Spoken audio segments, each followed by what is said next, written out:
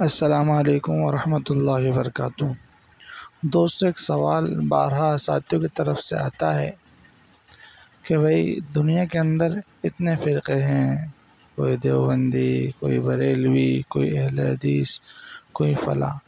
آپ دنیا کے جس خطے میں جائیں گے آپ کو وہاں کے حساب سے الگ الگ فرقے نظر آئیں گے، اور ہر فرقہ اپنے آپ کے حق پر ہونے کا دعویٰ بھی کرتا ہے۔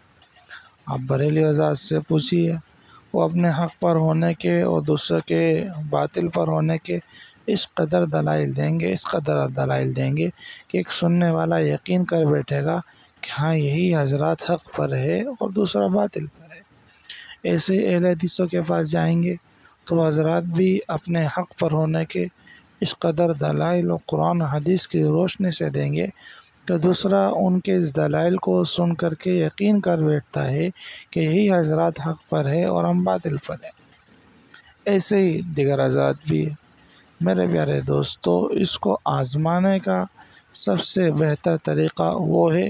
جو حضور اکرم صلی اللہ علیہ وسلم نے ارشاد فرمایا۔ کیا فرمایا؟ علیکم بسنتی و سنت الخلفاء الراشدین المہدیین، کہ تم پر میرا طریقہ اور میرے خلفائے راشدین مہدیین کا طریقہ ہے۔ دوسرا، ما انا علیہ و اصحابی، کہ وہ لوگ ہدایت پر ہوں گے جو میرے اور میرے صحابہ کے طریقوں پر ہوں گے۔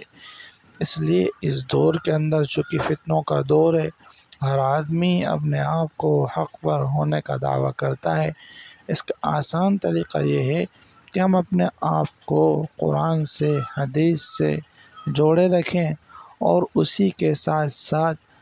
ہم جس کے اتباع کرنے والے ہیں اس کی زندگی کو دیکھیں کہ اس کی زندگی حضور اکرم صلی اللہ علیہ وسلم کے طریقوں کے کتنی قریب ہے، اس کی زندگی سنتوں سے کتنی مزین ہے، کیونکہ ہزار کرامتیں ایک طرف اور حضور کی سنت ایک طرف۔ اگر کسی کی زندگی سے حضور کی سنتیں چھٹی ہوئی ہے تو وہ اپنے آپ میں چاہے اپنے حق ہونے پر کتنا ہی بڑا دعوے دار کیوں نہ ہو، لیکن سنتوں سے اس کی زندگی خالی ہونے کی وجہ سے ہم اس پر حق کے ہونے کا دعویٰ نہیں کر سکتے۔ آپ دیکھو گے بہت سے حضرات کو جو بڑے زور و شور سے کہتے ہیں کہ ہم عاشق رسول ہیں، ہم سچے رسول، ہم اللہ کے صلی اللہ علیہ وسلم کے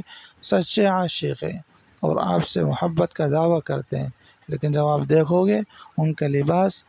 حضور کے لباس کے مخالف نظر آئے گا، ان کے چہرے حضور کے چہرے سے ہٹے ہوئے نظر آئیں گے، ان کی سر کی ٹوپیاں حضور کے چہرے کے ناپسندیدہ کلر والی نظر آئے گی۔ حدیث میں آتا ہے حضور اکرم صلی اللہ علیہ وسلم کو سفید لباس پسند تھا، لیکن آپ دیکھو گے بہت سے حضرات کو جو طرح طرح کے رنگ برنگے کپڑے پہنتے ہیں اور خود کو عاشق رسول اور سچا ایمان و مسلمان والا ہونے کا دعویٰ کرتے ہیں، اور اس کے ساتھ ساتھ دوسروں کو غلط پر کہتے رہتے ہیں اور غالیہ پر غالیہ بکتے نظر آتے ہیں۔ بہرحال ہماری ذمہ داری ہے کہ ہم قرآن اور حدیث کو سمجھ کر کے پڑھیں، جو بات نہ آئے ان علماء کرام سے جو سنت و شریعت کے پابند ہو ان کے سامنے رکھے، اور صحیح طریقے سے اسلام اور سنت پر عمل کرنے کی کوشش کرے، حضور کی سنتوں کو اپنے زندگی کا مقصد اصلی بنائے۔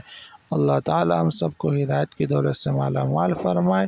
اور گمراہ ہو جانے سے اور راہ راست سے بھٹک جانے سے حفاظت فرمائے۔ اس کے لیے خاص طور سے اس دعا کا اہتمام کیا جائے، جو دعا بڑی اچھی دعا ہے۔